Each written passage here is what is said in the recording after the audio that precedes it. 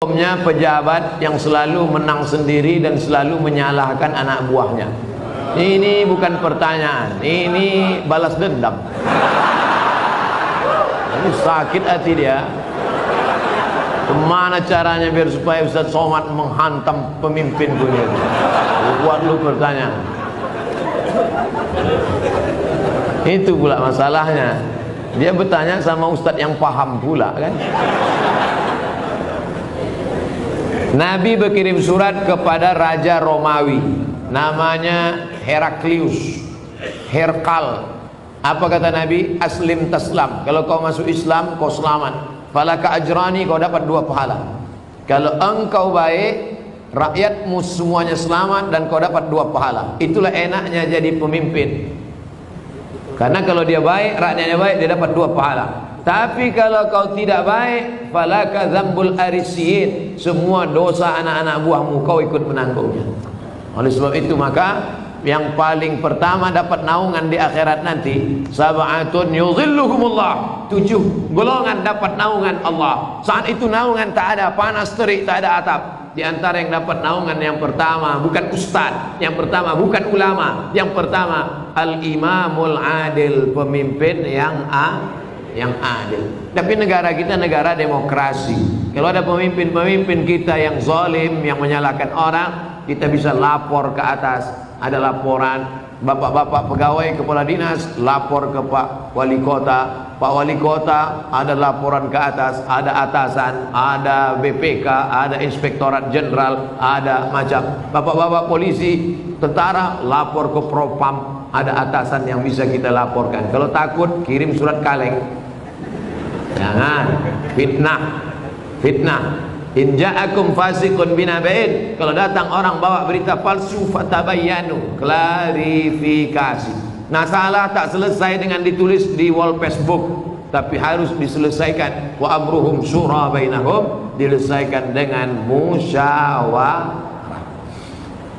Seorang laki-laki pakai emas dalam solatnya, apakah solatnya sah? Emas itu bukan babi, kecuali dia membawa rantai babi,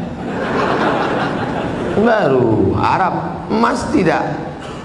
Emas kalau dipegang, wudu kita tak batal, solat kita pun tak batal. Tapi Nabi mengharamkan pakai emas. Ini mesti dipahami.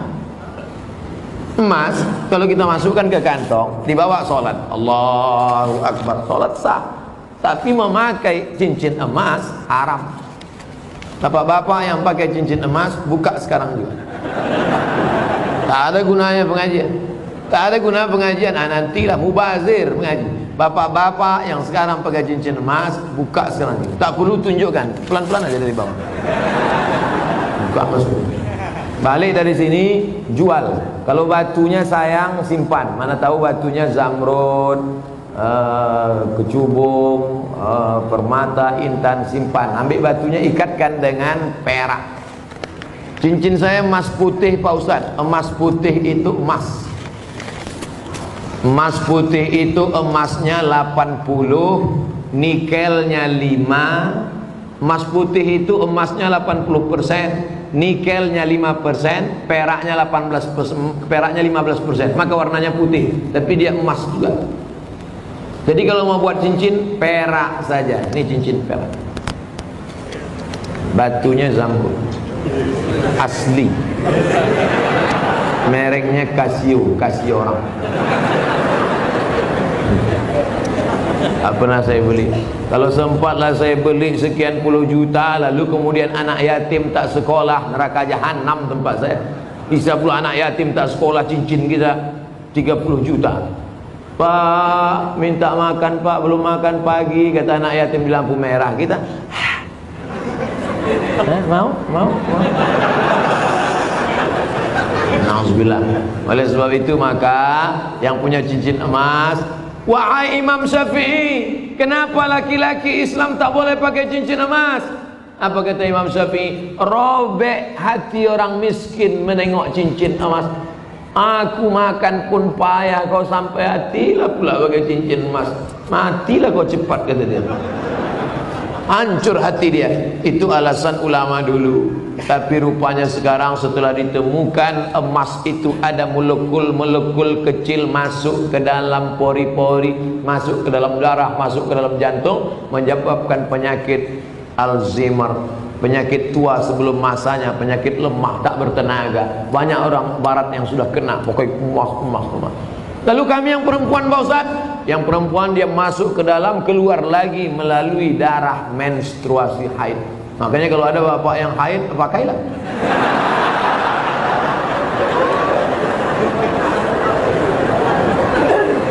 Saya selalu ketiduran, tak dapat sholat subuh.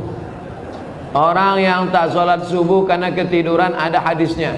Man nama, siapa yang tidur, walam yusalli, sampai tak sembahyang subuh, balas syaitanu fi uzuni, setan kencing di telinganya. Yang tadi tak sembahyang subuh, itu tertulis di sini, toilet setan. Makanya ceramah ini harus terus diamalkan. Balik dari sini, pergi ke toko jam di Tanjung Pinang, cari dia. Mbak, apa jam yang paling mantap di sini? Nah, ini satu. Tanya dia, ada tak jam yang bisa menyipak? Asal jam 5 menyipak dia, kelempang. Sampai bangun subuh. Ibu-ibu yang membangunkan lakinya, rahimallahu mura'atan, Allah mencurahkan rahmat pada laki-laki, aiqadha ahlahu, yang membangunkan istrinya untuk sholat subuh. Bangun mama bangun. Bangun ibu. Tapi sekarang tak jelas lagi dunia ini, Ustaz. Entah siapa yang membangunkan, entah siapa yang dibangunkan. Ibu tu pula yang membawa air setimba. Bangun. Yang aslinya kalianlah laki-laki yang membangunkan perempuan. Tak satu dua perempuan mengadu melapor, Ustaz, kusangka dulu kalau nikah sama dia aku bahagia, dia PNS golongan 4A, gajinya banyak, tunjangannya hebat, rumahnya besar, mobilnya mewah. Ternyata setelah nikah sama dia menderita, Ustaz, macam tidur sama babi hutan. Walaupun hidup 1000 tahun, kalau tak sembayang, apa gunanya? Walaupun hidup 1000 tahun, kalau tak sembayang, apa gunanya? Besok pagi masak sarapan, ibu nyanyikan lagu itu. Walaupun hidup 1000 tahun, sambil ngacau, walaupun hidup. Kau nyindir aku ya? Lah, aku tak ada nyindir. Ini lagu Ustaz Somad semalam waktu di masjid.